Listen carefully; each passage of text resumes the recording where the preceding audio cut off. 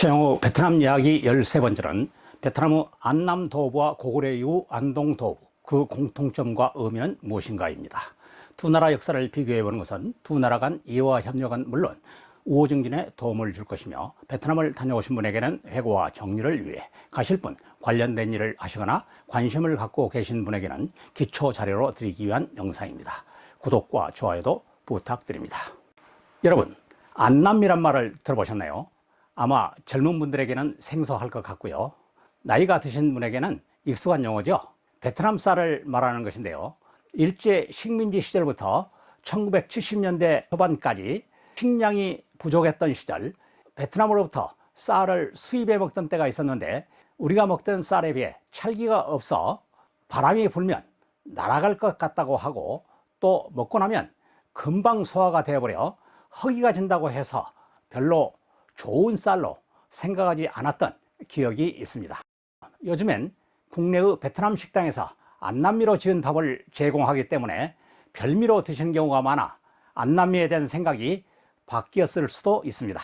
또한 베트남 사람들 안남 사람이라고 하는데, 그들도 우리나라 쌀로 지은 밥을 먹는 것은 부담이 된다고 합니다. 우리나라 쌀은 안남미보다 찰기가 많아 소화가 더딜 뿐만 아니라 식사 중에 밥알이 잇몸과 치아에 붙어 불편하다고 합니다. 식습관과 문화의 차이를 보여주는 사례입니다. 베트남 쌀을 안남미, 베트남 사람을 안남 사람이라고 부르게 된 유래는, 고대 중국이 그들의 남쪽을 남만 또는 안남이라고 부른 데 기인합니다.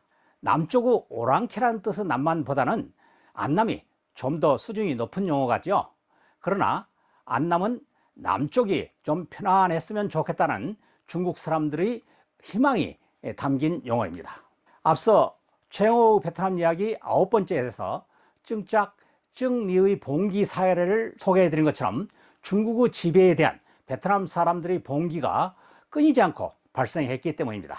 BC 111년 한나라의 무제가 남비엣을 점령하고 베트남 지역에 설치한 자오찌, 끄전, 연남 등 한 3군을 기초로 운영되던 중국의 지배기구는 618년 중국을 통일한 당나라에 의해 하노이 일대와 북부 지역을 통합하는 자오쩌우 총간부로 운영되었는데, 당나라는 679년 자오쩌우 총간부를 안남 도읍으로 개칭했습니다.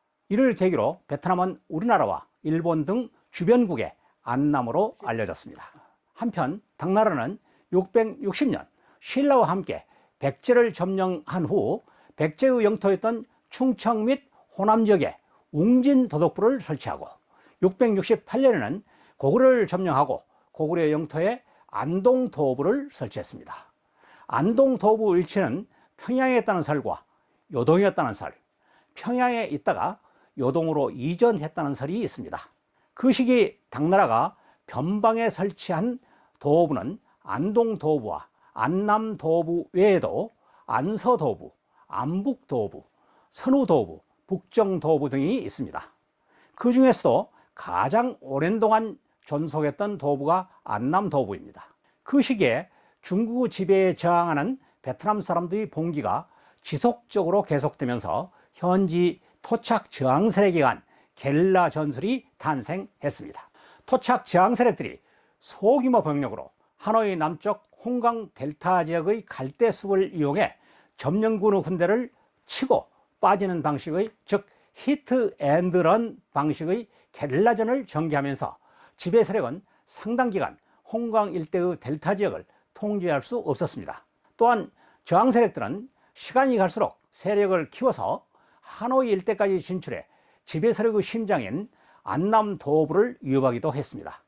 그러나 저항 세력 자체의 내분으로 중국의 지배 세력을 종식하지는 못했습니다. 그렇지만 그들의 저항 정신과 게릴라 전술은 939년 베트남 민족국가를 수립하는 밑거름이 되었고, 제1, 2차 베트남 전쟁, 즉 항불 전쟁과 항미 전쟁에서 프랑스와 미국의 강력한 군사력을 격파하고 그들의 독립을 성취할 수 있었습니다.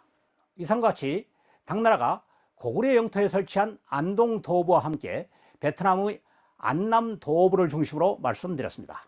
두 나라 역사를 통해 중국 대륙의 정세 변화에 따라 동쪽의 한반도와 남쪽의 동남아시아 반도에 미치는 공통점을 확인할 수 있었습니다.